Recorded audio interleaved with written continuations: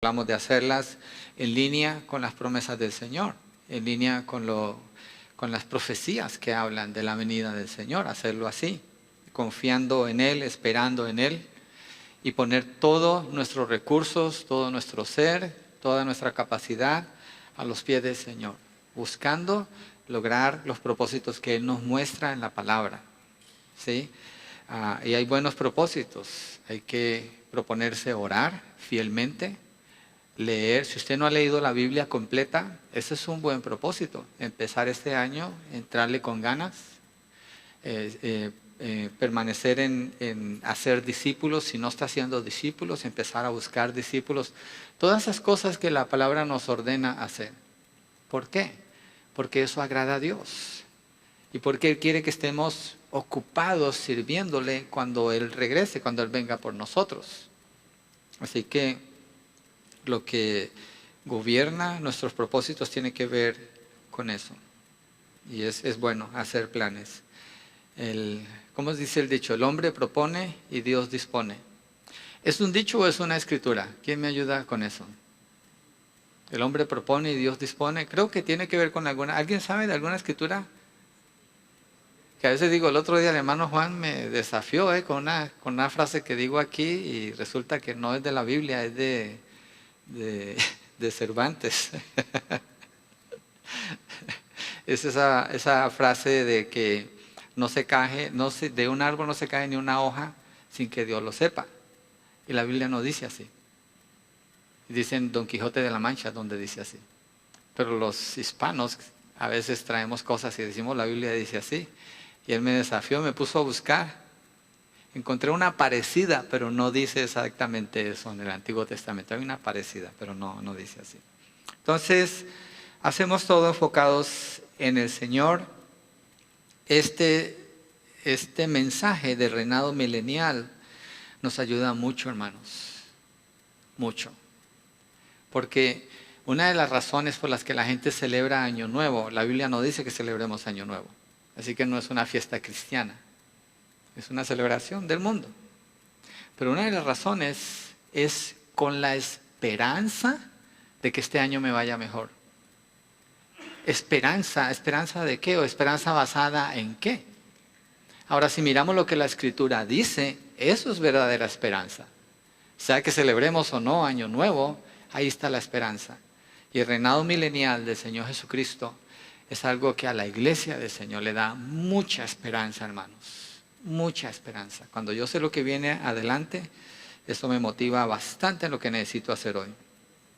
Entonces hoy es el reinado milenial de Cristo, parte 2. Con esta parte quiero concluir. Obviamente no voy a mirar todo en detalle en este capítulo 20 de Apocalipsis, pero vamos a mirar ciertas partes y ciertas características del reino milenial. Vamos a orar antes de entrar allí. Padre, oramos pidiéndote entendimiento de tu palabra, Señor, y sabiduría para conectar lo que tú dices aquí con lo que tiene que ver con hoy y con ahora, este día. ¿Cómo vivo este día mirando hacia el futuro, lo que tú prometes? ¿Cómo tomamos este año? Un año que está lleno de esperanza, no por lo que en el mundo sucede, pero por lo que tu palabra nos afirma que tú has prometido hacer, Señor. Gracias, Padre, en el nombre de Jesucristo. Amén y amén. Apocalipsis 20, leamos del 1 al 6. Vi a un ángel que descendía del cielo con la llave del abismo y una gran cadena en la mano, y prendió al dragón, la serpiente antigua, que es el diablo y Satanás, y lo ató por 1000 años, y lo arrojó al abismo, y lo encerró, y puso su sello sobre él, para que no engañase más a las naciones, hasta que fuesen cumplidos 1000 años, y después de esto debe ser desatado por un poco de tiempo. Y vi tronos y se sentaron sobre ellos los que recibieron facultad de juzgar, y vi las almas de los decapitados por causa del testimonio de Jesús y por la palabra de Dios, los que no habían adorado a la bestia ni a su imagen, y que no recibieron la marca en sus frentes ni en sus manos, y vivieron y reinaron con Cristo 1000 años. Pero los otros muertos no volvieron a vivir hasta que se cumplieron 1000 años. Esta es la primera resurrección. Bienaventurado y santo el que tiene parte en la primera resurrección. La segunda muerte no tiene potestad sobre estos, sino que serán sacerdotes de Dios y de Cristo y reinarán con él 1000 años. En la primera etapa, cuando el Señor establece el reinado milenial aquí en la tierra, es en el capítulo 19, estoy repasando lo que vimos la semana pasada, cuando el Señor Jesucristo viene con los ejércitos del cielo, ya vimos que son la iglesia del Señor, los redimidos que vienen con Él y establece su reinado aquí en la tierra, ¿sí? Es cuando el falso profeta y el anticristo son lanzados al lago de fuego y todas las personas que están en la tierra después de la gran tribulación, que no creen en el Señor Jesucristo, el Señor las mata. Dice que las mata con la espada que sale de su lengua. Así afirma la palabra, el Señor deja la tierra lista para establecer su reinado. Vimos que el abismo donde es lanzado el diablo, cuando es atado, es el lugar de encarcelamiento para los demonios. Judas 6 afirma eso, Apocalipsis 9, verso 1 afirma eso. Vimos que es un ángel, tiene una cadena, ata al diablo, sella el lugar donde lo mete para que no pueda engañar a las naciones. Y dice que lo mete allí por 1000 años. Y estuvimos viendo cuántos años son 1000 años. Son 1000 años. Después Juan, en la secuencia de eventos que suceden en un orden cronológico, como vimos la palabra kai, en griego quiere decir y Juan usa mucho esa palabra en la manera como está escrito aquí. Dice, y prendió al dragón y lo ató por 1000 años y lo arrojó al abismo y lo encerró y puso su sello. Verso 4, y vi tronos. Estamos viendo eso. Hay una secuencia, hay una cronología aquí que lleva un orden. Y es importante tener en cuenta el orden que le está dando para ubicar dónde está el reinado milenial. El reinado milenial está al final de la gran tribulación y antes del cielo nuevo y la tierra nueva, que es justo antes de eso está el gran trono blanco. Ahí está el reinado milenial. Entonces dice al principio Juan que reciben autoridad los que se sientan en los tronos. Ellos lo reciben de parte del Señor para reinar y juzgar juntamente con Él. ¿Y quiénes son estos santos? Daniel 7:22 vimos que son los santos del Antiguo Testamento. En Mateo 19:28 vimos que son los apóstoles del Señor Jesucristo, cuando el Señor les promete que ellos se van a sentar para juzgar a las 12 tribus de Israel.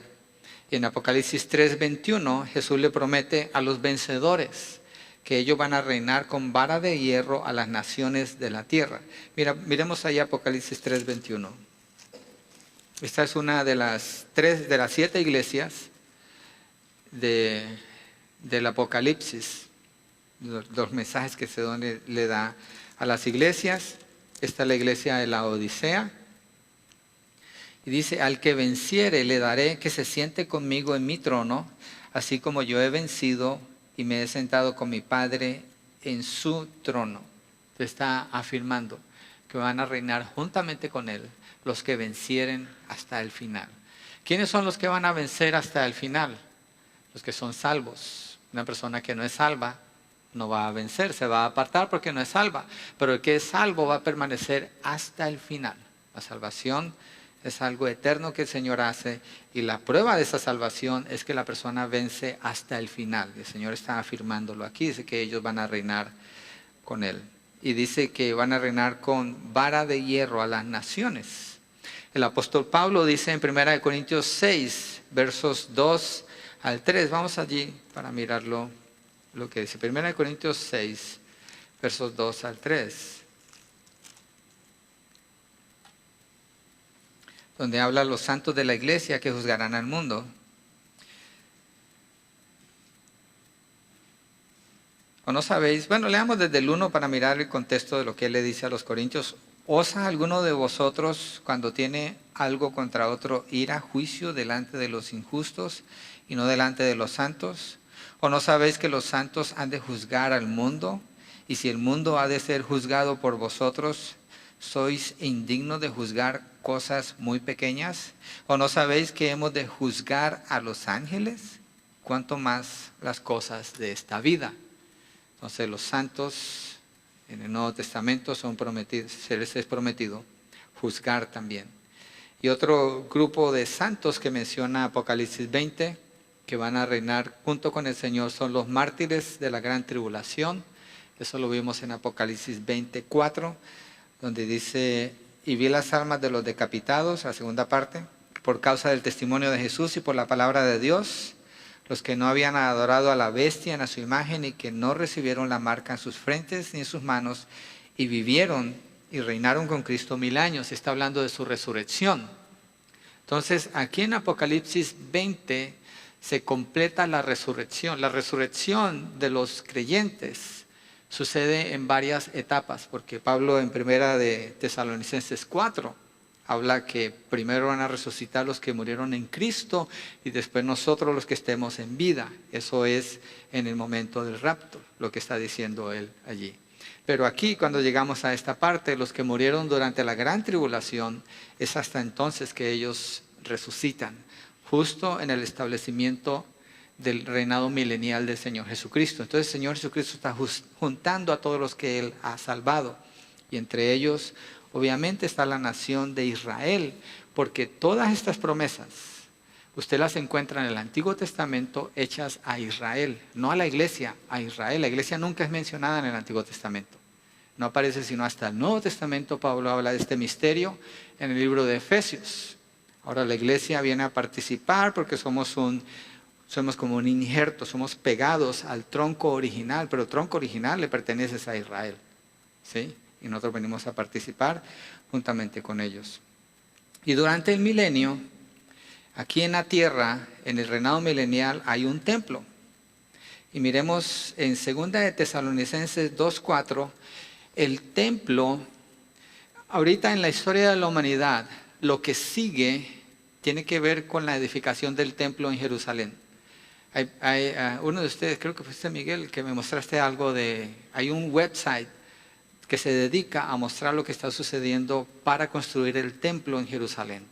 Ya tienen todo el material, ya tienen los planos, ya tienen todo. El problema es que ahí hay musulmanes, entonces para que eso se edifique tiene que haber un cambio drástico. Pero va a suceder. 2 de Tesalonicenses 2:4.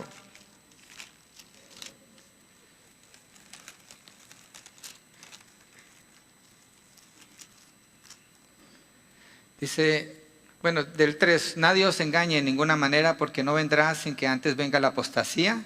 No vendrá el Señor sin que antes venga la apostasía y se manifieste el hombre de pecado, el hijo de perdición, el cual se opone y se levanta contra todo lo que se llama Dios o es objeto de culto, tanto que se sienta en el templo de Dios como Dios, haciéndose pasar por Dios. ¿Cuándo sucede esto? Que el anticristo se sienta en el templo de Dios como Dios, haciéndose pasar por Dios. Durante la gran tribulación, Israel se le va a ofrecer un tratado de paz. Y va a haber, el anticristo va a traer esa propuesta, va a sonar bien para ellos van a ser engañados hasta que ellos vean que esto sucede. Hasta que ellos vean que el anticristo se sienta en el templo y proclama ser Dios, entonces ellos saben que fueron engañados, porque los judíos no van a adorar a nadie que no sea Dios mismo. En Apocalipsis 11, versos 1 y 2, Juan describe una caña de medir del templo. ¿Cuál templo? El templo durante la gran tribulación. Apocalipsis 11, versos 1. Entonces me fue a dar una caña semejante a una vara de medir, y se me dijo: levántate y mide el templo de Dios y el altar y a los que adoran en él. Pero el patio no, que está afuera, bueno, está fuera del templo, déjalo aparte y no lo midas porque ha sido entregado. El punto es el templo. Entonces hay un templo que se edifica durante la gran tribulación. Los judíos finalmente edifican ese templo. ¿Cómo logran edificar ese templo? Tiene que suceder un tratado de paz. ¿Quién trae un tratado de paz? El anticristo. Es el único que va a poder hacer eso. Las naciones andan buscando una persona que traiga la solución a sus problemas. No estamos muy lejos de eso. El pensamiento ya está allí. Acuérdese, 7 años atrás, un presidente de Estados Unidos fue elegido, Obama. En mi opinión es de lo peor que hemos tenido como presidentes, pero todavía tengo que orar por él, porque la palabra me ordena. Pero ¿cómo lo llamaron a él cuando él subió al poder? ¿Quién se acuerda? El Mesías. A él lo llamaron el Mesías. ¿Por qué? ¿Están refiriéndose a que vino a reemplazar a Cristo? No, están refiriéndose a un título que se le da a un líder mundial que trae la solución a los problemas del mundo. Obviamente no trajo ninguna solución, pero el mundo tiene esa expectativa. ¿Y por qué uso ese ejemplo? Porque Estados Unidos es la nación más poderosa de la tierra, la nación con más influencia. Ahora es la nación con menos influencia, diría yo. Entonces trabajó todo al revés, pero el mundo anda esperando un líder que le solucione los problemas. Entonces el anticristo no es una persona que la gente va a odiar, no es una persona que la gente va a rechazar, es una persona que la gente quiere, la gente espera, lo anhelan y lo van a proclamar cuando venga y le van a servir. Y tiene sentido todo esto que va a pasar, va a ser el único que va a traer una aparente paz en el Medio Oriente. Y Dios ha usado a nuestro presidente para romper la poca coordinación que había en el Medio Oriente y para levantar el terreno que hay ahora, como se ha levantado ISIS y todo eso. Todo va en línea con lo que la palabra nos dice, va rumbo a la gran tribulación, vamos rumbo para allá. No estamos en la gran tribulación. Y no se deje engañar cuando viene cuando vino el swine flu, el H1, ¿cómo se llamaba ese? Que vino una epidemia, ¿no? Y decían, sí, ya estamos en la gran tribulación, mira que la plaga que hay. ¿Cuál plaga? Si de gripa mueren 900 personas al año, aquí en Estados Unidos solamente, o más. Eso no es lo que dice Apocalipsis, lea Apocalipsis. Hay mucha especulación en cuanto a la palabra del Señor que no es verdad. Por eso cuando uno entra a Apocalipsis, a la gente le cuesta trabajo creer lo que leemos, porque ha escuchado tanta basura, no conocen la verdad y asumen que todo eso es así nada más. O porque hay más shootings, matan a un montón de gente. Oh, mira, estamos en los... No, estamos acercándonos allá, pero no estamos allá. Si hablamos de muerte en términos apocalípticos, estamos hablando de una cuarta parte de los habitantes de la tierra. Ya hemos hecho la cuenta, toda Sudamérica, todo Centroamérica, mitad de Estados Unidos y toda África. Nunca ha muerto tanta gente. Ni siquiera en la peste bubónica que hubo en Europa. Así que no estamos allí, pero vamos en esa dirección. Y para llegar allí, primero tiene que haber una manera de pensar mundial o global que sea unida. Y ya estamos allí. Eso ya lo tenemos. Ya tenemos lo más difícil que había que hacer, ya lo tenemos. Y vamos en esa dirección.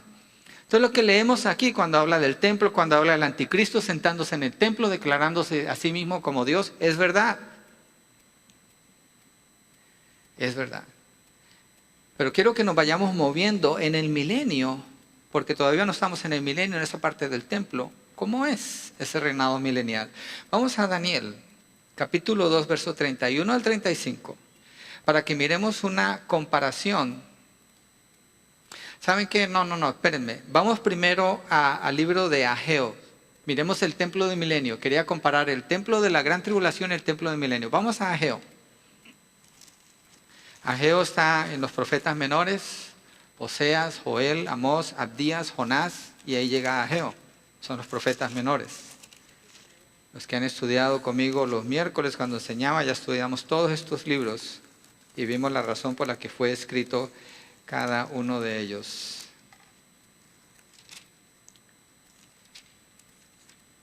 Oh, es Miqueas el que dije allí, pero es Ageo después de Sofonías.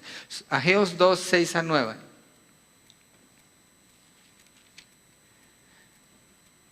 Ok, aquí está hablando del templo en el milenio, acuérdese, aquí ya nos movimos al milenio, ya termina la gran tribulación, de Jesucristo establece el milenio aquí en la tierra. 2 de 6 a 9. Porque así dice Jehová de los ejércitos, de aquí a poco yo haré temblar los cielos y la tierra, el mar y la tierra seca, y haré temblar todas las naciones, y vendrá el deseado de todas las naciones, y llenaré de gloria esta casa, ha dicho Jehová de los ejércitos. Y se está refiriendo al templo. Mía es la plata y mío es el oro, dice Jehová de los ejércitos. La gloria postrera de esta casa será mayor que la primera, ha dicho Jehová de los ejércitos, y daré paz en este lugar, dice Jehová de los ejércitos. Dios es el que está afirmando la presencia de este templo. Dios es el que está afirmando la paz en este templo. Dios es el que está afirmando su misma presencia en este templo. Solamente puede ser el templo del reinado milenial, no el del milenio, porque el del milenio es temporal y es problemático, pero este es el que es prosperado por Dios. Miremos otra, Ezequiel 43, versos 4 al 7, hay un poquito atrás de donde estábamos. Ezequiel 43, versos 4 al 7. Y en este texto, algunos de ustedes tomaron la clase cuando estudiamos el tabernáculo. Hicimos un diseño del tabernáculo pieza por pieza, estudiamos cada parte del tabernáculo, su significado, y había una parte, cuando hicimos el tabernáculo, de la puerta del tabernáculo. Si se acuerda, la puerta del tabernáculo está puesta hacia el oriente, y aquí dice por qué está hecho así. Ezequiel 43, versos 4 al 7. Y la gloria de Jehová entró en la casa por la vía de la puerta que daba al oriente, porque los judíos esperan la gloria del Señor entrando por el oriente.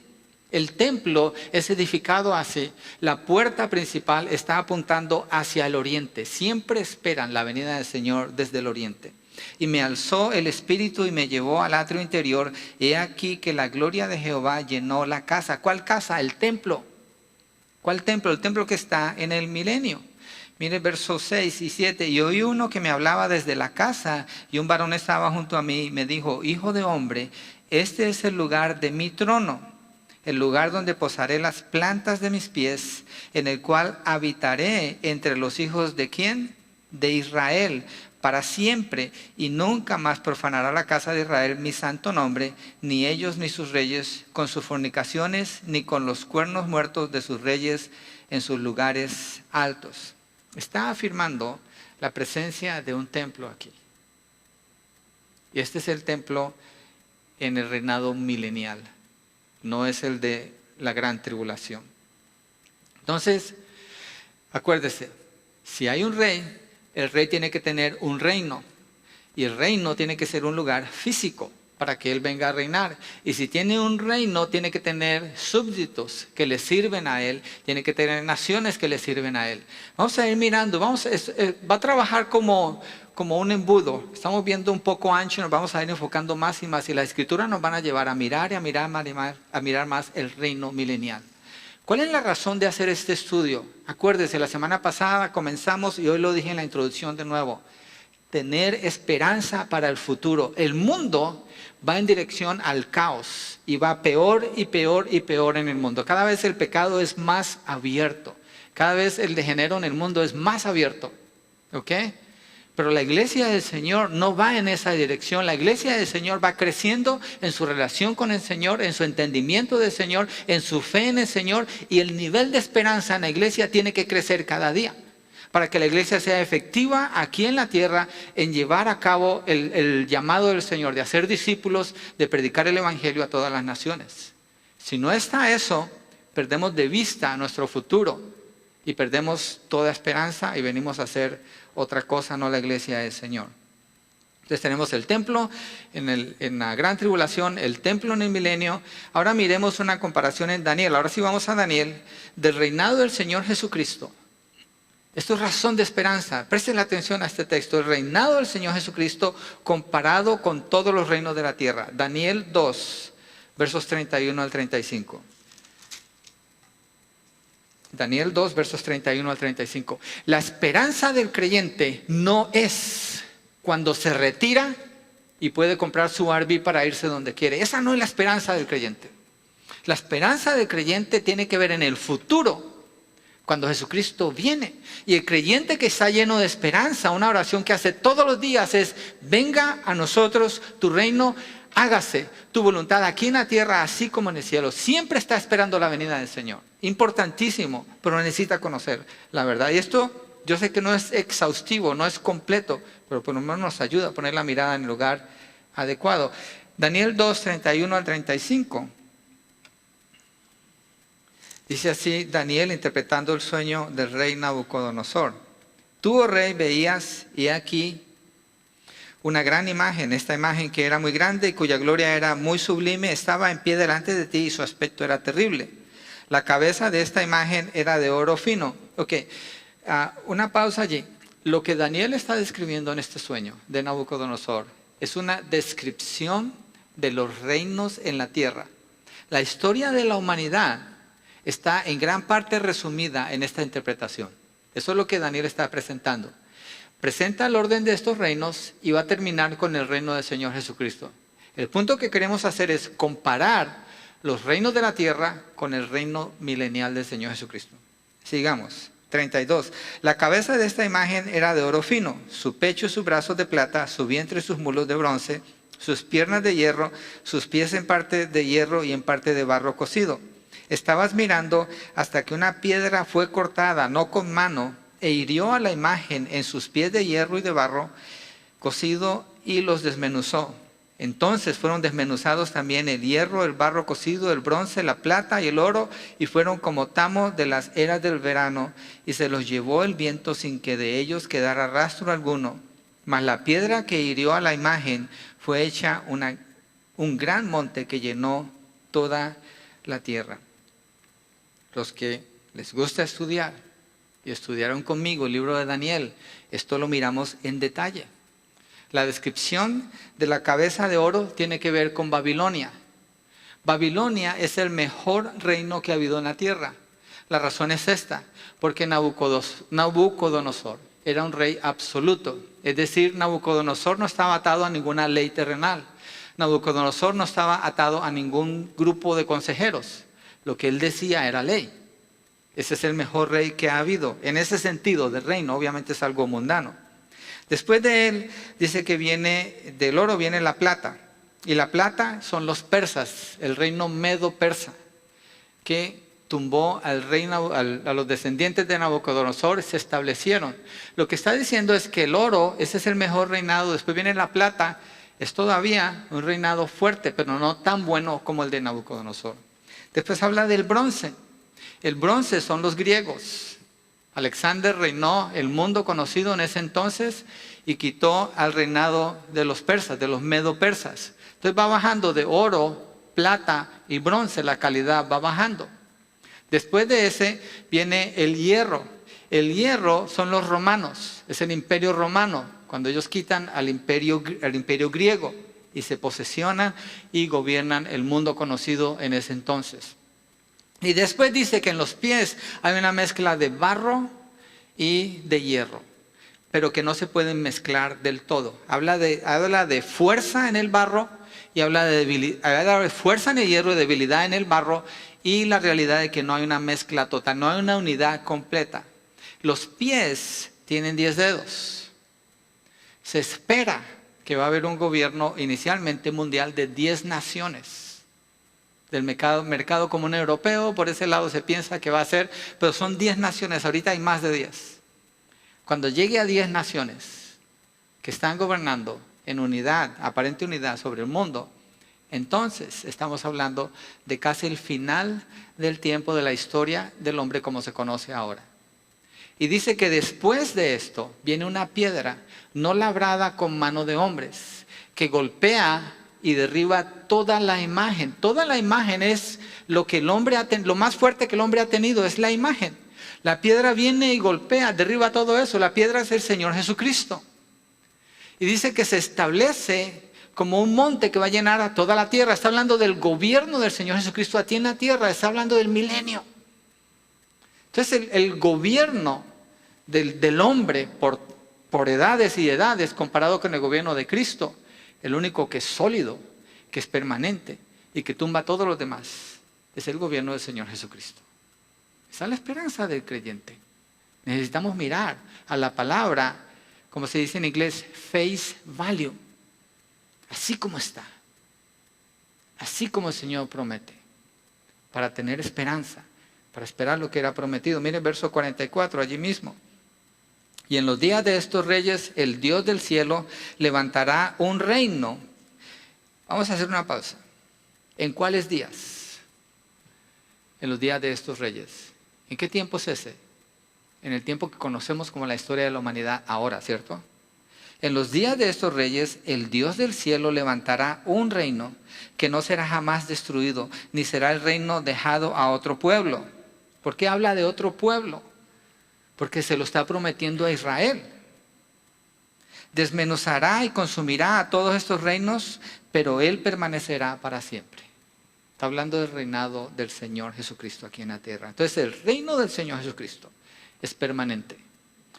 Pablo dice, lo vimos la semana pasada, Filipenses 2, verso 20, nuestra ciudadanía está en el cielo, de donde esperamos al Señor que transforme estos cuerpos del Señor. Nuestra ciudadanía pertenece al reino del Señor Jesucristo. Proclamamos cuando predicamos el Evangelio, llamamos a las personas a que se arrepientan para que vengan al reino del Señor Jesucristo. Obviamente ahora es un reinado espiritual porque es algo del corazón, pero esperamos el reinado terrenal del Señor Jesucristo aquí en la tierra por 1000 años. Esa es una fase porque después viene el reinado eternal, que es el cielo nuevo y la tierra nueva. Miremos qué dice la Biblia de Israel en Mateo 24, 31 en relación con el reino. Mateo 24, 31.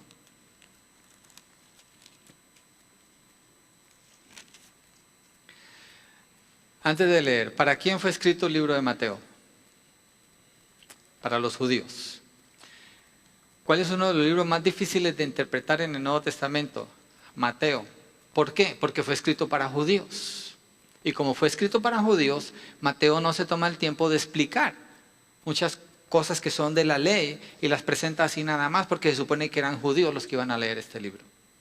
Entonces él está enfocado en los judíos. Mateo 24, 31 dice, y enviará a sus ángeles con gran voz de trompeta y juntarán a sus escogidos de los 4 vientos desde el extremo del cielo y hasta el otro. Y está hablando de los últimos tiempos, la venida del Hijo del Hombre aquí. Y está hablando de lo que va a sufrir, los dolores de parto, los que van a tener que huir, todo esto que sucede en Mateo 24. Cuando lleguemos allí, cuando regresemos a Mateo, más adelante vamos a estudiar este capítulo en detalle. ¿Ok? Y está hablando del pueblo de Israel, que va a ser tomado por el Señor. Zacarías 12, del 10 al 11, dice que Israel se arrepentirá al ver a Jesús en su regreso. Habla de todas las naciones y también habla de Israel. Zacarías 12, del 10 al 11. Ok, un repaso. Vimos el templo en la gran tribulación. Es diferente del templo durante el milenio. ¿Ok? El reino del Señor Jesucristo comparado con todos los reinos de la humanidad. Y ahorita estamos mirando parte de los habitantes del reino. Digo parte porque no solo los judíos, no solo la nación de Israel va a estar allí. Ellos son los principales. Pero quiero que confirmemos que ellos son el pueblo escogido de Dios y los que van a estar reinando allí. Zacarías 12, del 10 al 11 dice, y derramaré sobre la casa de David y sobre los moradores de Jerusalén. ¿De quién está hablando? Antes de seguir. David es el rey de Israel. Los moradores de Jerusalén. Jerusalén es la capital de Israel. Espíritu de gracia y de oración. Y mirarán a mí, a quien traspasaron. ¿Quiénes? ¿De quién está hablando? De Israel. Los judíos rechazaron al Señor Jesucristo. Los judíos crucificaron al Mesías. Ellos no creyeron, la mayoría de ellos no creyeron. Como nación no creyeron. Pero mira lo que está diciendo. Mirarán a mí a quien traspasaron. Y llorarán como se llora por hijo unigénito, afligiéndose por él como quien se aflige por el primogénito. Ellos van a llorar. La nación de Israel va a llorar cuando entienda lo que hicieron con el Mesías. En aquel día habrá gran llanto en Jerusalén, como el llanto de Adadrimón en el valle de Megido. Y la tierra lamentará cada linaje aparte, los descendientes de la casa de David por sí, otra vez Israel y sus mujeres por sí, los descendientes de la casa de Natán por sí y sus mujeres por sí, los descendientes de la casa de Leví por sí y sus mujeres por sí, los descendientes de Simei por sí, las mujeres por sí, y todos los otros linajes cada uno por sí y sus mujeres por sí. ¿De quién está hablando? De Israel. Está dando nombres de las tribus de Israel, está hablando de la transformación que sucede. Isaías 53 lo mencioné la semana pasada. Isaías 53 está hablando de los judíos, lo tomamos para todos, obviamente nos alcanza a todos, pero principalmente Isaías 53 es una descripción de la confesión de la nación de Israel cuando esta profecía se cumple, lo que Zacarías está diciendo. Vamos rápidamente ahí, no lo tengo en mis notas, pero lo quiero mirar porque lo he mencionado varias veces. Isaías 53, para que vean. Creo que una vez estudiamos ese capítulo atrás y estuvimos viendo 53:3, despreciado y desechado entre los hombres, varón de dolores, experimentado en quebranto, y como que escondimos de él el rostro. Fue menospreciado y no lo estimamos. Escondimos y no lo estimamos. Jesucristo, ¿por quién vino primero? ¿Por quién vino el Mesías? Por los de su casa, ¿cierto? Por Israel. ¿Quién es el único que puede llenar esta categoría de lo que estamos leyendo aquí? Por eso los judíos hoy en día, ellos no usan el capítulo 53 de Isaías. A ellos no les gusta entrar allí, porque no lo pueden explicar. Pero va a haber un día donde ellos van a estar diciendo esto. Y ciertamente llevó él nuestras enfermedades. ¿Nuestras de quiénes? Está hablando de la nación de Israel. Sufrió nuestros dolores y nosotros le tuvimos por azotado. No somos nosotros, porque nosotros los gentiles no teníamos ninguna promesa de parte de Dios. No tenemos ninguna herencia de parte de Dios. Somos los gentiles. Es Israel el que tiene todo esto. Es Israel el único que puede confesar esto. Mas él herido fue por nuestras rebeliones, molido por nuestros pecados. El castigo de nuestra paz fue sobre él y por sus llagas fuimos nosotros curados. ¿Quién está confesando esto? En el futuro mirando hacia atrás. Es Israel. Obviamente, lo aplicamos a nosotros. No vamos a decir que Isaías 53 no aplica, lo aplicamos a nosotros. Como gentiles fuimos injertados. ¿Ok? Pero este lenguaje solo le queda a Israel. Una y otra vez cuando miramos solo le queda a Israel. Es importantísimo conectar el reinado milenial con la nación de Israel. Importantísimo, hermanos. Porque tiene que ver con las promesas que Dios hizo en el Antiguo Testamento. Y tiene que ver con la integridad de Dios como Dios fiel. Y tiene que ver con nosotros en la esperanza que tenemos en el futuro. Miren Jeremías 31, del 31 al 33. Jeremías 31, 31 al 33.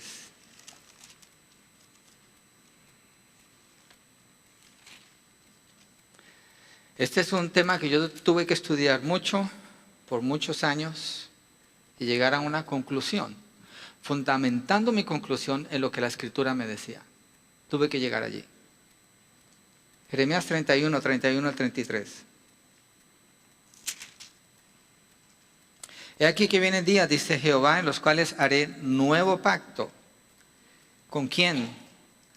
Con la casa de Israel y con la casa de Judá.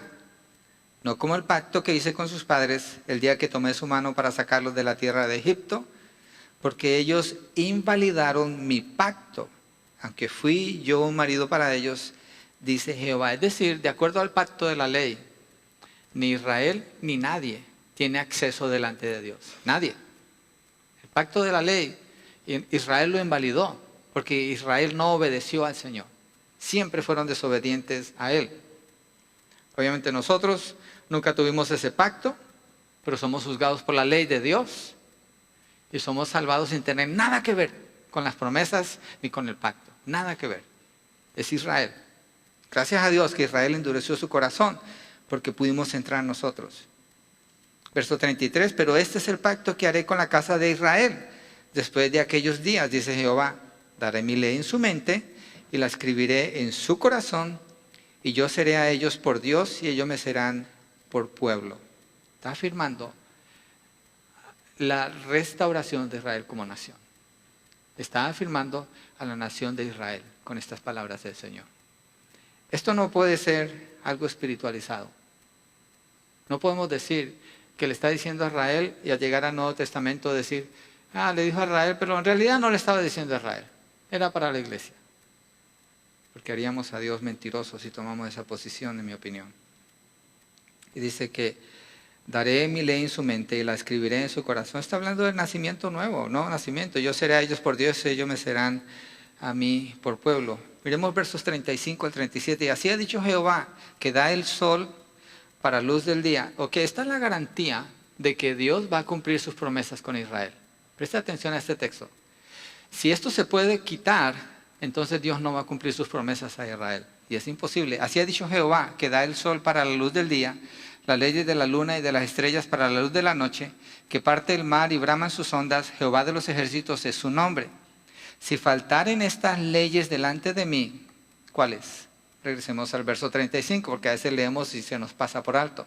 Las leyes de la luna, de las estrellas para la luz de la noche, que parte el mar, brama sus ondas. Está hablando de las leyes naturales que gobiernan la tierra. Ok, si faltaren estas leyes delante de mí, dice Jehová, también la descendencia de Israel faltará para no ser nación delante de mí eternamente. ¿Para no ser qué? Nación. Ahorita son pocos los judíos que creen. Y no es como que, oh sí, uno que otro judío se va a salvar y ahí se cumplen las promesas de Dios. No es cierto.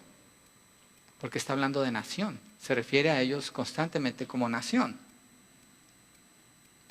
37. Así ha dicho Jehová, si los cielos arriba se pueden medir y explorarse abajo los fundamentos de la tierra, también yo desecharé toda la descendencia de Israel por todo lo que hicieron, dice Jehová. ¿Merece Israel ser desechado por Dios? No hay duda de eso, claro que sí. Israel merece ser desechado por Dios. Pero si fuera por lo que el hombre merece, nadie puede ser salvo. Si la promesa de Dios que le hizo a Abraham no está fundamentada, como dice, cuando Dios hizo la promesa con Abraham, en el mismo, Dios juró por sí mismo. Dios puso su vida allí, la está representando cuando se parte el animal del 2. Si no es basada y fundamentada en Dios, no hay promesa. Porque nadie jamás ha cumplido con el otro lado de la promesa o del pacto, perdón. Nadie. ¿Quién ha cumplido con un pacto con Dios? ¿Qué hombre puede hacer un pacto con Dios? Nadie puede hacer pacto con Dios. Dios es el que presenta el pacto, Dios es el que sostiene el pacto, Dios es el que lo lleva a cabo y lo cumple. Es Dios. Esto habla de la fidelidad de Dios. Miremos, entonces, tenemos el templo del reinado milenial, de la gran tribulación, que no es el final. Después tiene el templo del milenio. Y ahí sale la pregunta, ¿cómo el templo en el milenio? Y tienen que hacer sacrificios, pero si ya Cristo está aquí en la tierra, ¿para qué esos sacrificios? Ahorita lo vamos a ver, la Biblia responde todo eso. Y después comparamos el reinado del Señor Jesucristo con los reinados de los hombres, ¿cierto? Hay una gran diferencia en todo esto. Ahora en el reino, estamos hablando de quiénes van a habitar en el reino. Y los principales son Israel, la nación de Israel. Ahora miremos características del reinado milenial. El reinado milenial en Isaías 61, estamos ahí cerca. Es un reinado de paz, de prosperidad, de gozo, de alegría. No habrá enfermedad. No estamos en el milenio, porque no tenemos nada de esto. Lo tendremos a cierto nivel en nuestras casas, los que le servimos al Señor. Pero no es lo que está sucediendo en la tierra. Isaías 61, versos 1 al 9. El Espíritu de Jehová, el Señor, está sobre mí porque me ungió Jehová, me ha enviado a predicar buenas nuevas a los abatidos, a vendar a los quebrantados de corazón y a publicar libertad a los cautivos y a los presos, apertura de la cárcel, a proclamar el año de la buena voluntad de Jehová. Ok. Cuando terminamos en el versículo 1 y nos vamos al libro de Mateo, el cumplimiento de esta profecía, ahí termina. El Señor Jesucristo abre el rollo y lee Isaías 61, pero aquí se detiene. No lee más. ¿Por qué? Porque se está cumpliendo esto con él allí, pero no el resto.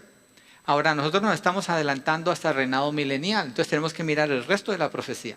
Miremos qué más dice. A proclamar el año de la buena voluntad de Jehová y el día de venganza del Dios nuestro. El día de venganza, Jesucristo no lo trajo cuando vino aquí a la tierra. Él trajo restauración, Él trajo paz, Él trajo sanidad, Él trajo todo esto que el Señor trajo, pero nunca llegó aquí. Esto está hablando del tiempo de la gran tribulación, el año de venganza. El día de venganza del Dios nuestro, a consolar a todos los enlutados, a ordenar que los afligidos de Sión se les dé gloria en lugar de ceniza. ¿Los afligidos de qué? de Sión. ¿Qué es Sión? Jerusalén. Porque ahí está el trono de David. Dios le prometió a David que su trono iba a tener un descendiente eterno, es Jesucristo.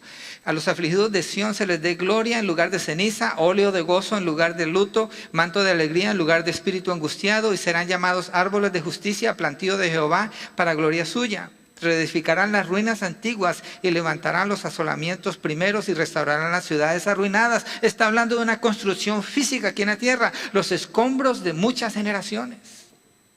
Verso 5, donde aquí afirma el gobierno de Israel en el reino milenial. Y extranjeros apacentarán vuestras ovejas, y los extraños serán vuestros labradores y vuestros viñadores. Esto no ha sucedido. Esto no ha sucedido. Y vosotros seréis llamados sacerdotes de Jehová, ministros de nuestro Dios seréis llamados, comeréis las riquezas de las naciones y con su gloria seréis sublimes. Y seguimos leyendo. Y es lo que dice, que las naciones van a venir a Jerusalén. ¿Por qué? Porque van a venir ¿con quién? Con los judíos. ¿Para qué? Porque la nación de Israel tiene el conocimiento de Dios y quieren conocer de Dios. Obviamente todos los santos están reinando, pero Israel principalmente. Amós, capítulo 9. Llega ahí Daniel, Oseas, Joel, Amós 9. Versos 14 al 15. La única manera de no concluir lo que estamos concluyendo es cambiar la manera de interpretar la Biblia. Es decir, usar un tipo de interpretación en una parte, pero cuando se trata de Israel, cambiar la interpretación para no concluir que es Israel. Y yo no creo que fielmente se pueda hacer eso. Yo no creo. Amós 9, versos 14 al 15. Y traeré del cautiverio a mi pueblo Israel, y edificarán ellos las ciudades asoladas, y las habitarán, y plantarán viñas, y beberán el vino de ellas, y harán huertos, y comerán el fruto de ellos, pues los plantaré sobre su tierra, y nunca más serán arrancados de su tierra que yo les di, ha dicho Jehová, Dios tuyo. Cumplimiento de esto es en el futuro, la nación de Israel. Y junto con el Señor Jesucristo, están en Apocalipsis 20 regresando allá, gobernando los santos del Señor. Los santos del Señor que han sido resucitados con un cuerpo glorificado. Hemos sido librados, Romanos capítulo 6, del poder del pecado. El pecado no tiene poder sobre nosotros si estamos en Cristo. Es decir, un creyente tiene toda la autoridad y el poder para decir no al pecado. Un creyente cuando pecas por su desobediencia no tiene excusa ante Dios. ¿Cierto? Pero está el pecado, está presente todavía. Cuando resucitemos y tengamos el cuerpo glorificado junto con todos los santos, el pecado ya no está presente. Es decir, nunca el creyente tendrá que orar, no nos dejes caer en tentación, ya no existe esa oración. El creyente nunca tendrá que orar, perdona nuestros pecados, porque ya no va a pecar. Vamos a estar en un estado de perfección, que es lo que promete el Señor. Filipenses 2:20, lo vimos la semana pasada. Entonces, estando en un estado de perfección, mire, Salmo 37, verso 4, ¿cierto? Deleítate en el Señor y considerará las peticiones de tu corazón. ¿Sucede siempre? Que siempre nos deleitamos en el Señor y cuando pedimos, entonces nuestra petición va en línea con lo que Él dice. No siempre. Por eso Dios no responde todas nuestras oraciones. Pero en el reinado milenial, cuando tengamos nuestros cuerpos glorificados, nuestra mente y nuestro corazón va a estar en línea perfectamente con el Señor. Porque seremos como Él, transformados, glorificados. Entonces, el Señor Jesucristo afirma la palabra que Él va a estar centrado en el trono de David. Y va a haber un gobierno de equidad, de justicia. Va a haber paz en la tierra. Alguien tiene que llevar a cabo el deseo del Señor aquí en la tierra. ¿Quién lo va a hacer? Los redimidos. ¿Cuándo lo van a hacer? Instantáneamente. ¿Cómo lo van a hacer? De una manera perfecta, porque ya no está la presencia del pecado en ellos. ¿Y sobre quién van a gobernar? Sobre los sobrevivientes de la gran tribulación, los que no mueren cuando Jesucristo viene, porque todos son creyentes. Ellos tienen sus cuerpos mortales. Ellos van a vivir aquí en la tierra. Vamos a seguir leyendo que ellos van a vivir muchos años. muchísimos años. Pero alguien va a estar gobernando sobre ellos y la tierra va a ser poblada de nuevo. Ok.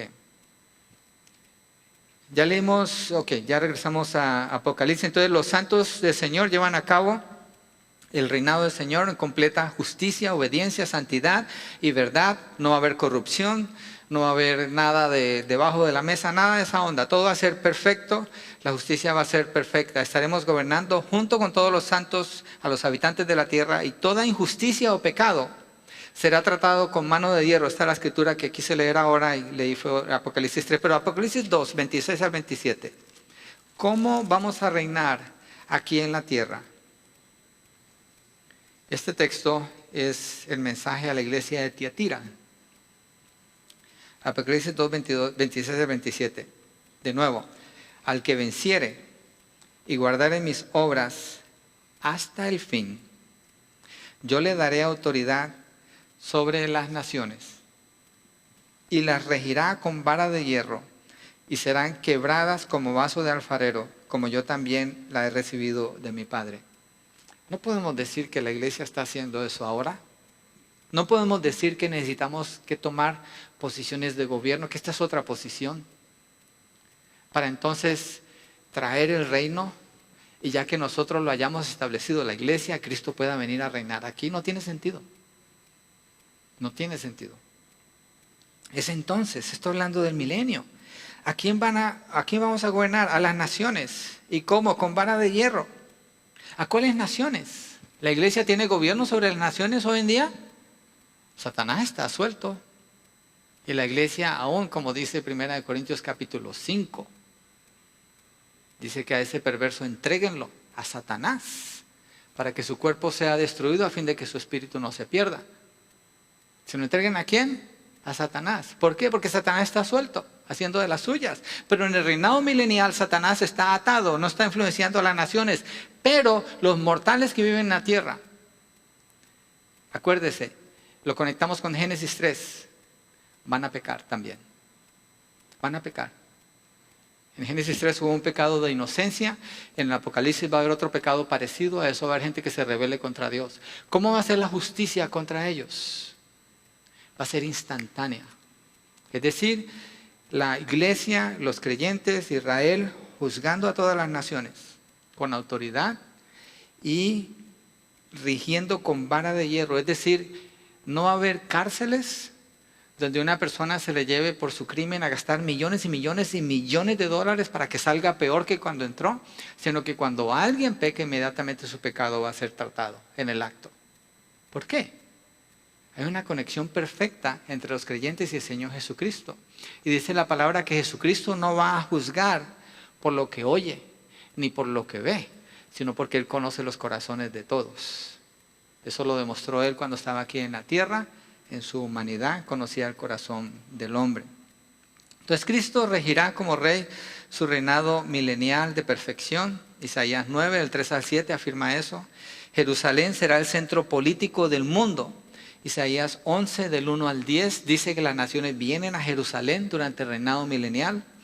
Llamarán a Jerusalén trono del Señor. Eso está en Jeremías 3, del 16 al 17. Las naciones vendrán en busca de la ley y la palabra del Señor. Eso está en Miqueas 4, 1 al 5. Miremos Miqueas para mirar una, porque son muchas escrituras. Yo sé que a ustedes les encanta leer la Biblia y leer no es problema, pero creo que son muchas. Vamos a Miqueas solamente, 4, del 1 al 5. Está allí antes de...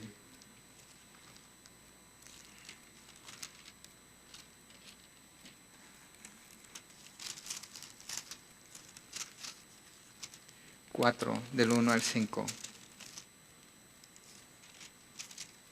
Antes de Nahum. Acontecerá en los postreros tiempos que el monte de la casa de Jehová será establecido por cabecera de montes y más alto que los collados, y correrán a él los pueblos. ¿Sucede eso con Israel ahora? ¿Qué quieren hacer los pueblos con Israel hoy en día? ¿Qué dice Irán? Que lo quieren borrar del mapa. Ya Estados Unidos, con el tratado que hicieron, tienen permiso de hacer armas nucleares. ¿Contra quién creen ustedes que la van a querer usar? Entonces no es esta escritura, obviamente eso no está sucediendo, ¿no? No vamos en esa dirección.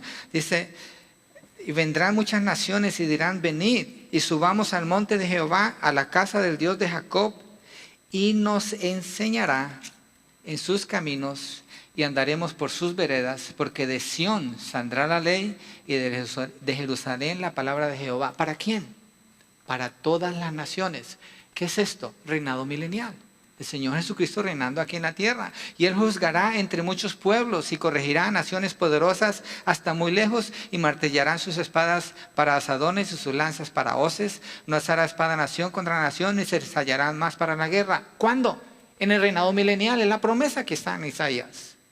Y se sentará cada uno debajo de su vid y debajo de su higuera y no habrá quien los amedrante porque la boca de Jehová de los ejércitos lo ha hablado. Está hablando del reinado milenial. Aunque todos los pueblos anden cada uno en el nombre de su Dios, nosotros con todo andaremos en el nombre de Jehová nuestro Dios eternamente y para siempre. ¿Dónde van a conocer de Dios y de la ley de Dios? En Sión. ¿Qué es Sión?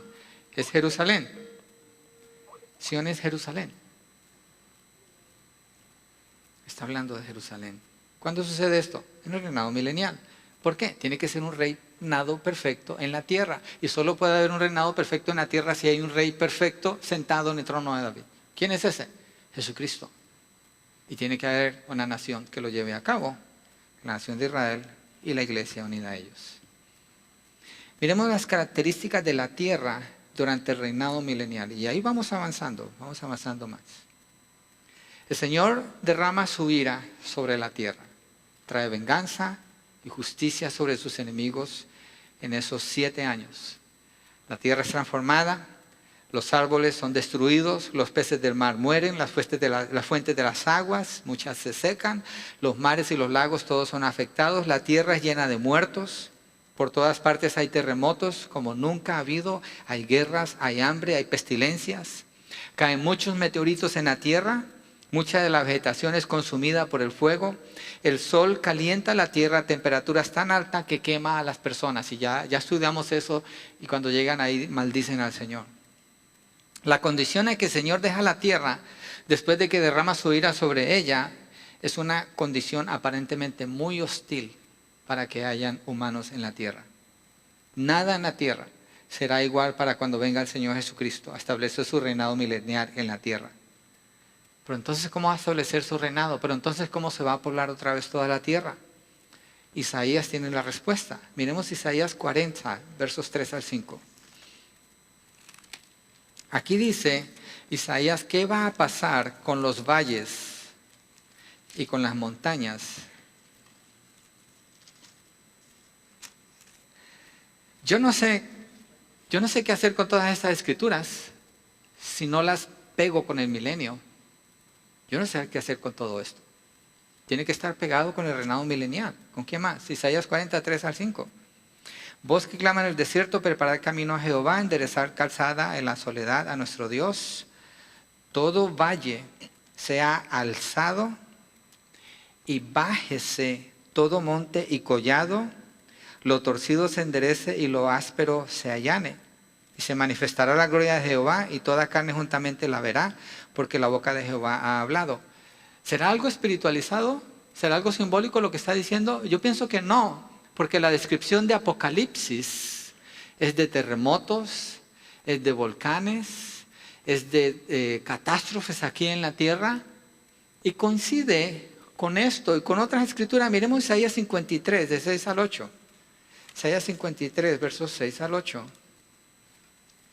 Todos nosotros nos descarriamos como... Bueno, ese fue el que vimos ahora. Perdón, es Isaías 35. Vamos a Isaías 35, ese ya lo habíamos leído. Isaías 35, del 6 al 8. Entonces el cojo saltará como un ciervo y cantará lengua del mudo, porque aguas serán cavadas en el desierto.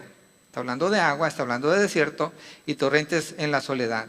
El lugar seco se convertirá en estanque y el sequedal en manaderos de aguas. En la morada de chacales, en su guarida, será lugar de cañas y de juncos. Y habrá allí calzada y camino y será llamado camino de santidad. No pasará inmundo por él, sino que él mismo estará con ellos. El que anduviera en ese camino, por torpe que sea, no se extraviará. Y la descripción que da aquí de los desiertos, dice, habla de torrentes. En verso 7, el lugar seco se convertirá en estanque. Para que prospere el reinado milenial aquí en la tierra, tiene que haber una transformación de la tierra. Cuando viene la gran tribulación, es el juicio que el Señor trae sobre los habitantes de la tierra. La tierra es tan sacudida que hay un cambio topográfico, y esto es especulación porque no estamos allá. Pero yo mirando estas escrituras, puedo moverme hacia allá. El pastor John MacArthur hizo de esta comparación una comparación científica de lo que puede suceder, ¿sí?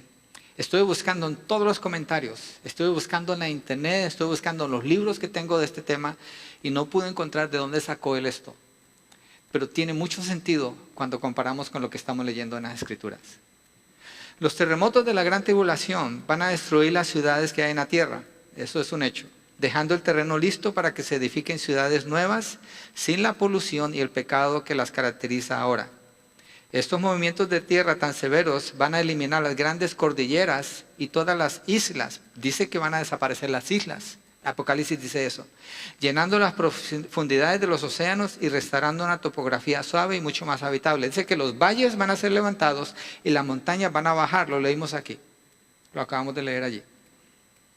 Entonces, llenando las profundidades de los océanos, restaurando una topografía suave y mucho más habitable. Parecido a como la tierra era antes del diluvio. Así como lo dijo el profeta Isaías hablando de los valles siendo elevados y las montañas siendo bajadas y los lugares rocosos y escabrosos haciéndose planos. Igualmente dice que las islas desaparecerán. Las aguas no inundarán la tierra, sino que debido a la sequía mundial de la primera mitad de la tribulación, la caída de meteoritos durante el toque de las trompetas y la intensificación de los rayos solares durante las copas de la ira, van a producir que grandes masas de agua sean trasladadas, se va a evaporar mucha agua, a la atmósfera, formando un tipo de cubierta sobre la tierra, ¿sí?, que la va a proteger de los rayos ultravioleta del sol. Esto va a cambiar el clima, las condiciones sobre la tierra, así como antes del diluvio. Y por eso la gente puede vivir muchísimos años. Ejemplo, Génesis 5:5 dice que Adán vivió 930 años. Matusalén, en Génesis 5:27, vivió apenas 969 años. Enoc tenía 365 años, era un chamaco cuando el Señor lo arrebató en Génesis 5:23 al 24. Génesis 7:6 dice que Noé tenía 600 años cuando entró al arca antes del diluvio. Pero después del diluvio, ya la gente no vivía igual. ¿Qué pasó en el diluvio? El diluvio es una catástrofe mundial que cambió la topografía de la tierra. Y dice en Génesis 7:11 al 12 que se abrieron los abismos de la tierra y que se rompió el agua en el cielo. Usa otro término para describir eso. Entonces cuando la tierra se inundó, salió agua de abajo y cayó agua de arriba. Entonces había mucha agua abajo de la tierra que empezó a salir. ¿De dónde sacan agua los agricultores aquí en el valle? Son ríos que vienen abajo hay ríos abajo de la tierra. Pero no está igual, mucha quedó en la superficie y otra parte arriba, pero no igual que como antes. Entonces cambió la atmósfera, cambió todo. Y lo que da a entender el libro de Apocalipsis, si lo tomamos así, es que la tierra va a ser transformada en tal forma que va a regresar a lo que era en Génesis, afirmando lo que dice Isaías, cuando uno que muera de 100 años va a ser como un niño. ¿Cómo va a poder vivir la gente aquí si no hay una transformación en la tierra? Los mortales que queden aquí, sus hijos y ellos van a vivir 1000 años. Va a haber paz, no hay enfermedad, hay prosperidad, hay alimento como nunca ha habido en la tierra. La tierra es habitada, donde hay desiertos no va a haber desiertos, los océanos no van a ser como son ahora, va a ser mucho más bajo el agua, las montañas no va a haber nieve, no va a haber el polo norte y el polo sur con hielo, no va a haber nada de eso. La temperatura en la tierra va a ser como una especie de greenhouse, por el tipo de ubicación donde queda el agua, es lo que promete el Señor. Si el Señor promete el reinado milenial, tiene que hacer una transformación aquí en la tierra. Y si el Señor promete reinado milenial y lo menciona 1000 años, 1000 años y 1000 años, y en las profecías del Antiguo Testamento lo menciona y habla de lugares terrenales, habla de edificación de ciudades, habla de la nación de Israel siendo restaurada, tiene que ser como Él dice.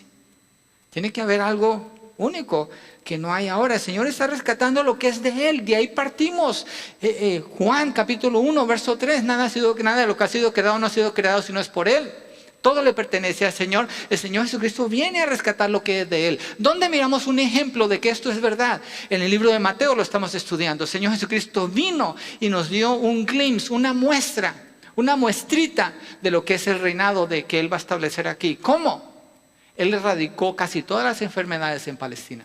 Dice que sanó a todos los enfermos, resucitó a los muertos, echó fuera a los demonios. ¿Qué tipo de reinado es ese? ¿Qué está mostrando el Señor allí? Está mostrando un reinado perfecto. Era un pedacito nada más. Eso es lo que el Señor nos está dejando ver, que viene hacia el futuro, y lo afirma Ezequiel, lo afirma Zacarías, lo afirma Isaías, lo afirma Jeremías.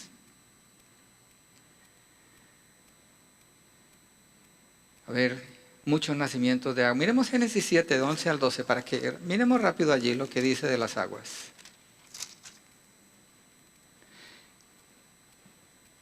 En el año 600 de la vida de Noé, el mes segundo, a los 17 días del mes, aquel día fueron rotas todas las fuentes del grande abismo y las cataratas de los cielos fueron abiertas. ¿De dónde está saliendo el agua? De abajo y de arriba. Si usted presta atención al texto, eso es lo que está diciendo. Y hubo lluvia sobre la tierra 40 días y 40 noches. Bueno, eso es lo que quiero explicar del agua, del cambio que hay aquí en la tierra. Cuando hay tantas erupciones volcánicas, ¿qué está saliendo de la tierra? Está saliendo todo ese material, magma, está saliendo. Y cuando sale, ¿qué queda allí? Un vacío, un hueco. ¿Dónde se va a meter toda esa agua? Allí están los huecos para que se meta toda esa agua. Ahí van a estar los ríos allí abajo. Entonces el nivel de producción de la tierra va a cambiar de una manera increíble, como no lo conocemos. En una clase, Mario, tú mostraste esa clase a los jóvenes. Hay un video de un arqueólogo cristiano que presenta fósiles. Mire, les voy a dar el ejemplo de ayúdame, corrígeme Mario si estoy equivocado. Es que, hermanos, tenemos que creerle a Dios lo que Él nos está hablando. El roly-poly. ¿De qué tamaño es un roly-poly? Así pequeñito, ¿cierto? Es un animalito que se enrolla todo, tiene muchas patitas y hace una bolita. Se hacen como una bolita. O que un fósil de un roly-poly, que él presenta evidencia física, es como de este tamaño. No es así, es como de este tamaño.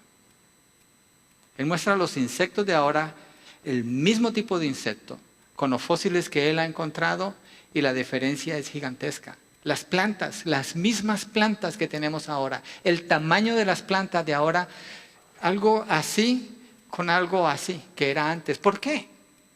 Porque la tierra era diferente. Lo que nosotros vemos de la tierra hoy en día es lo que sobra de la tierra. Génesis, eso era bello. Y aquí nos maravillamos con lo que vemos. Eso no es nada.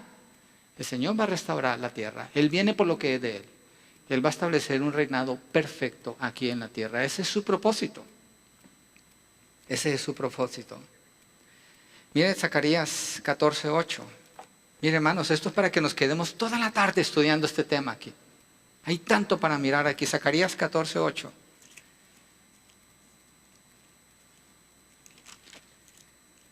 Allí antes de Malaquías.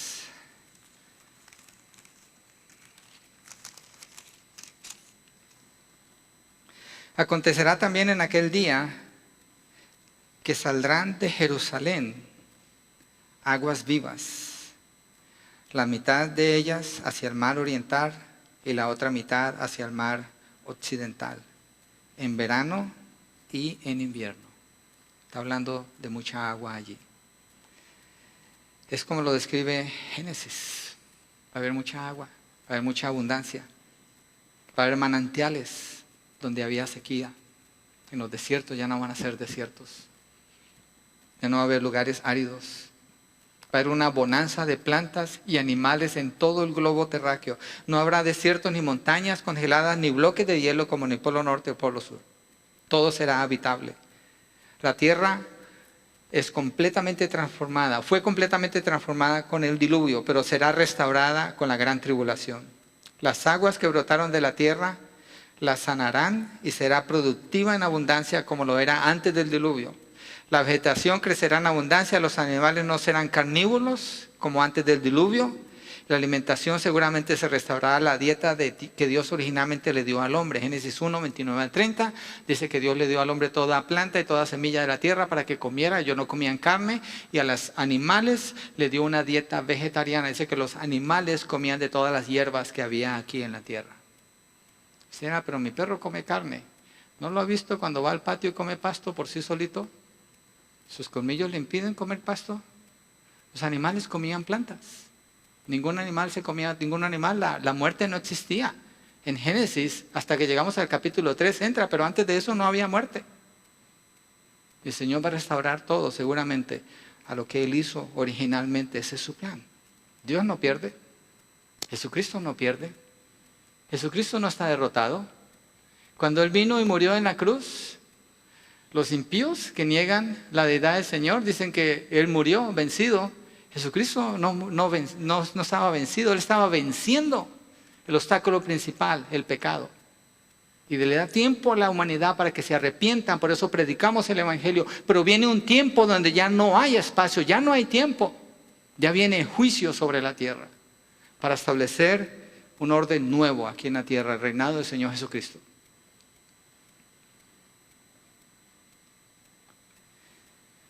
En Romanos 8, 21 al 23, mira lo que dice Pablo acerca de todo esto.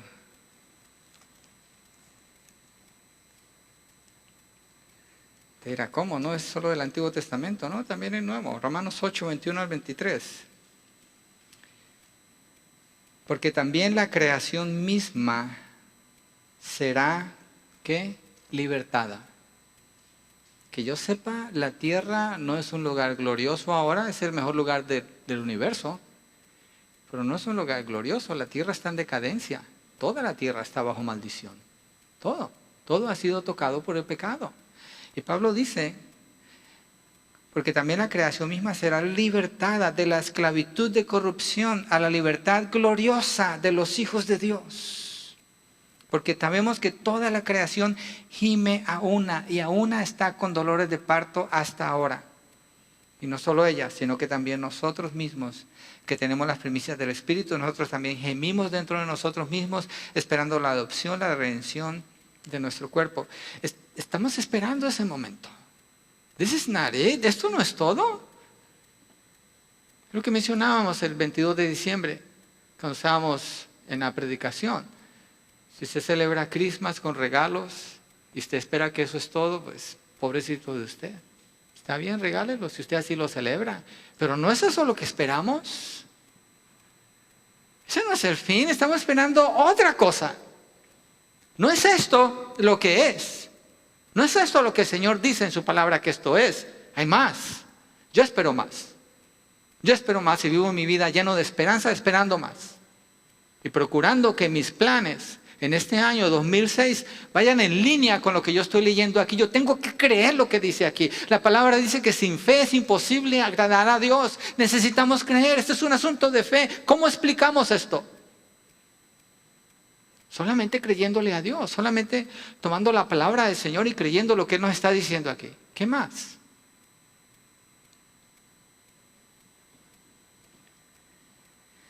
Miremos Isaías 65. En este reino, Satanás va a estar atado por 1000 años. Va a reinar la justicia, la equidad, el gozo, la paz, la verdad. La tierra será llena. Entonces, atención, porque esta es una escritura que he escuchado mal usada a veces.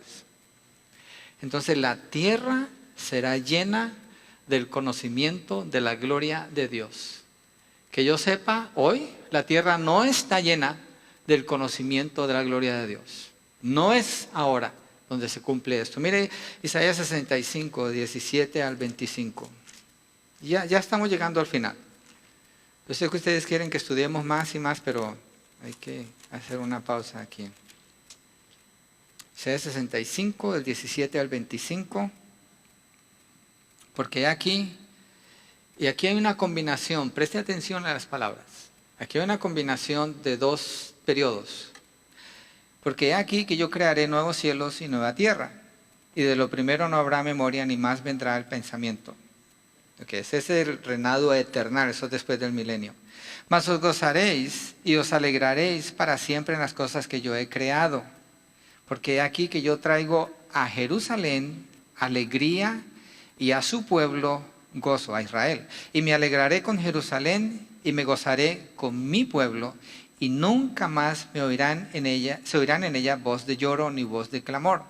No habrá más allí niño que muera. Por eso sabemos que esta es una combinación, porque habla de muerte aquí. No habrá más allí niño que muera de pocos días, ni viejo que sus días no cumpla, porque el niño morirá de 100 años y el pecador de 100 años será maldito. Es decir, el que muera a esa edad será un maldito, el Señor lo va a ejecutar. No lo va a ejecutar a todos porque queda un montón para cuando el diablo es suelto después. 21. Edificarán casas, algo físico, morarán en ellas. En el reinado eterno no se edifican casas. No, habla de la nueva Jerusalén. Habla de una habitación diferente, todo diferente allá. Edificarán casas y morarán en ellas, plantarán viñas y comerán el fruto de ellas. No edificarán para que otro habite, ni plantarán para que otro coma, porque según los días de los árboles, ¿cuánto vive un árbol? El otro día vi un secoya que estaba cortado, 2000 años. Y dije yo, híjole, este árbol estaba aquí cuando el Señor estaba aquí. Pero mira lo que está diciendo Isaías. Porque según los días de los árboles serán los días de mi pueblo, y mis escogidos disfrutarán la obra de sus manos. ¿Cómo puede vivir alguien tanto tiempo? En este ambiente es imposible. ¿Cuánto vive una persona? La persona que más tiempo ha vivido, 105, 7, 10. Y eso es mucho. Que dice que uno que muera de 100 años va a ser como un niño. Dice que su pueblo vivirá como los árboles, el tiempo de los árboles. Quiere decir que en el milenio, lo raro en el milenio será la muerte. ¿Qué es lo común en nuestro tiempo? ¿Y saben que estaba viendo en las noticias? Este hombre hizo un estudio de 50 millones de certificados de muerte. Y miró cuándo era cuando más se moría la gente. El 24 de diciembre muere muchísima gente. Y el 1 de enero es el día del año donde más gente muere en todo el mundo. Y dije, pues seguro borrachos, se chocan. No, muerte natural, el 1 de enero. Y se sube así, es muchísimos muertos. ¿Qué es la norma en nuestro medio? La muerte. ¿Cuántos muertos por accidentes en automóviles? ¿Cuántos muertos hay por texting cada día, cada minuto en esta nación? Ustedes no hacen texting, ¿cierto? No son tan irresponsables para hacer algo así. Pero ¿cuál es la norma hoy en día? La muerte. ¿Qué es lo contrario en el reino del milenio? ¿Qué es lo que no es la norma? Es la muerte. Es lo que está diciendo aquí. ¿Cuál es la norma? La vida, la prosperidad, la paz, la abundancia. ¿Por qué es tan erróneo escuchar a un falso maestro que le dice a la gente que es aquí y es ahora cuando Dios los tiene que prosperar? Porque le está robando la esperanza de lo que Jesucristo promete en el futuro. That's wrong. Está mal. Aquí tenemos enfermedad, tenemos sufrimiento, tenemos llanto, tenemos dolor, esperamos la muerte en algún momento. Aquí no estamos esperando lo que dice aquí. Espiritualmente lo tenemos, claro que sí, espiritualmente lo tenemos. Pero las promesas del Señor son para el milenio. Por eso cuando alguien anda buscándolo aquí y ahora, no puede vivir esperando las promesas del Señor y no puede vivir en santidad. Su meta va a estar aquí nada más, en esto. Y esto comparado con lo que viene, yo no quiero quedarme aquí en esto, yo no quiero esperar en esto.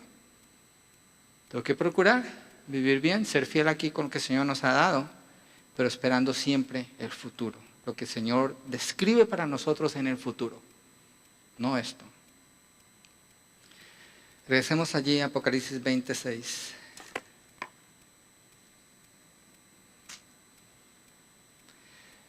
Bienaventurado y santo el que tiene parte en la primera resurrección.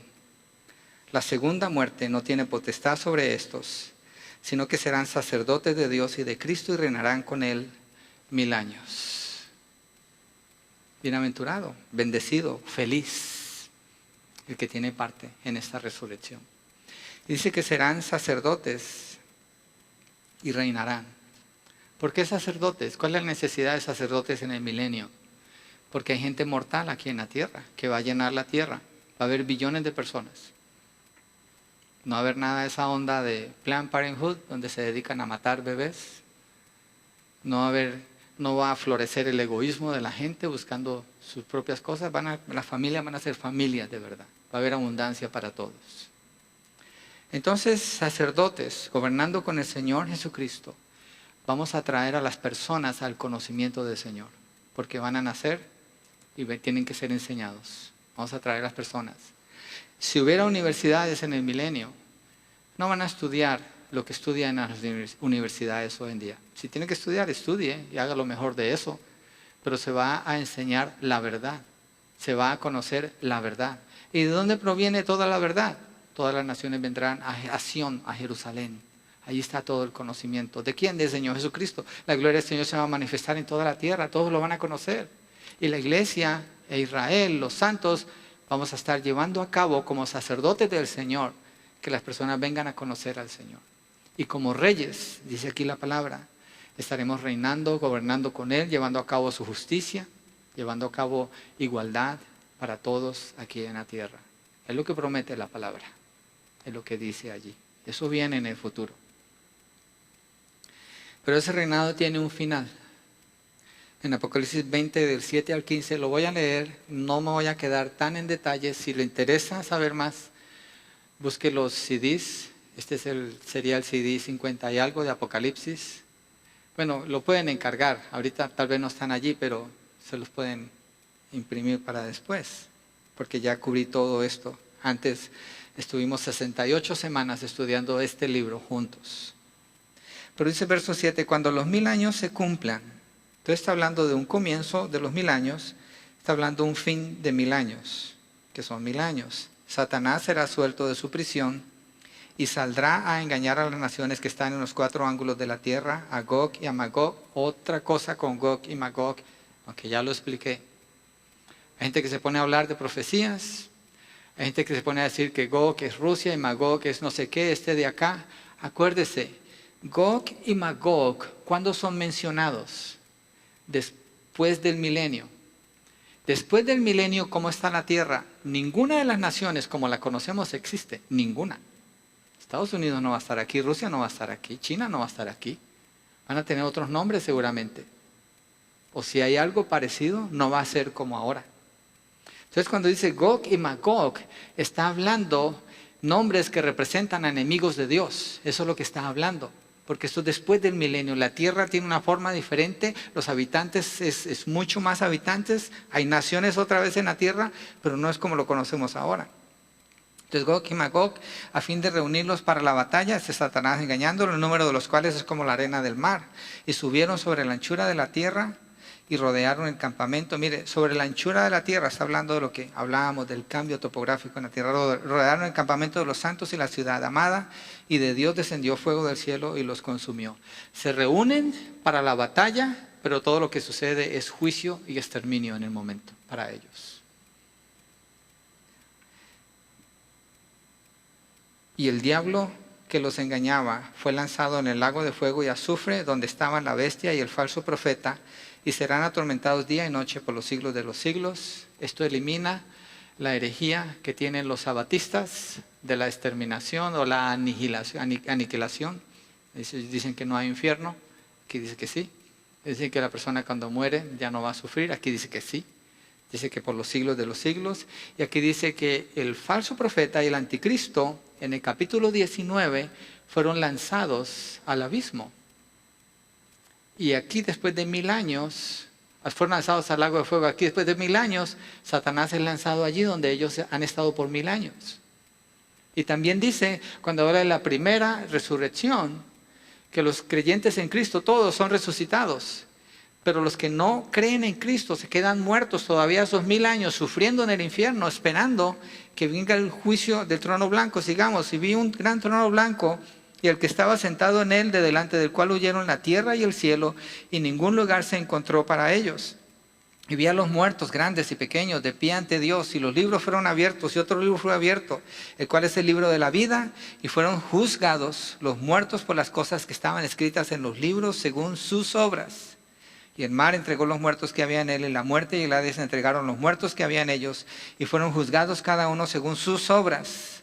Y la muerte y el Hades fueron lanzados al lago de fuego. Esto es la muerte segunda, es decir, ellos resucitan con un cuerpo físico, para ser juzgados en el gran trono blanco por sus obras. Las obras de una persona, todo lo que hacen es juzgarla, condenarla, no importa quién sea. La obra de Cristo es suficiente para salvar, pero las obras de los hombres todas juzgan al hombre, todas lo condenan. Entonces son juzgados y lanzados al lago de fuego, a la muerte segunda. Salen de todos los años que han estado sufriendo en el infierno. Pasa el milenio, están sufriendo en el infierno, termina el milenio, son resucitados, presentados ante el trono blanco y lanzados al lago de fuego, donde está Satanás, el anticristo y el falso profeta, para ser atormentados por los siglos de los siglos, por la eternidad. No hay fin a ese sufrimiento. No hay nada más horrible que pensar en eso. Ese es el final del milenio. Vamos a leer el 21, un pedacito nada más, porque no quiero terminar en una nota negativa. El propósito del mensaje es mirar la esperanza que hay en el futuro. Vi un cielo nuevo, capítulo 21, y una tierra nueva, porque el primer cielo y la primera tierra pasaron, y el mar ya no existía más. El Señor destruye esta tierra, como la conocemos, y el universo, y lo hace todo nuevo, después del milenio. Y yo, Juan, vi la santa ciudad, la nueva Jerusalén, descender del cielo de Dios, dispuesta como una esposa ataviada para su marido, y oí una gran voz del cielo que decía: aquí el tabernáculo de Dios con los hombres, y Él morará con ellos, y ellos serán su pueblo, y Dios mismo estará con ellos como su Dios. Enjugará a Dios toda lágrima de los ojos de ellos, y no habrá muerte, ni habrá más llanto, ni clamor, ni dolor, porque las primeras cosas pasaron. Entonces, el futuro después del milenio es el reinado eternal. Estamos en el reinado espiritual, es decir, en el corazón. Viene el reinado milenial, terrenal, restablecida la tierra. Se destruye la tierra y el cielo, viene el reinado eternal. ¿Por qué? Hay una pregunta que surge aquí. ¿Por qué el Señor permite que Satanás, si está atado para que no engañe a las naciones por 1000 años, sea desatado? Yo creo que Dios permite ver aquí la condición del corazón del hombre, que lo estudiamos esta mañana en la escuela dominical. No importa la condición en que el hombre se encuentre. No importa el ambiente en que el hombre nazca y crezca. Su corazón es maldito, es perverso en gran manera. Y eso es lo que muestra. Toda la tierra, los que quedan en la tierra al principio del milenio son creyentes, todos. No hay ni un solo que no sea creyente. Pero sus hijos, todos nacen en pecado, porque son mortales. Tienen que llegar a un punto en que crean. Muchos son salvos porque el conocimiento de la verdad abunda.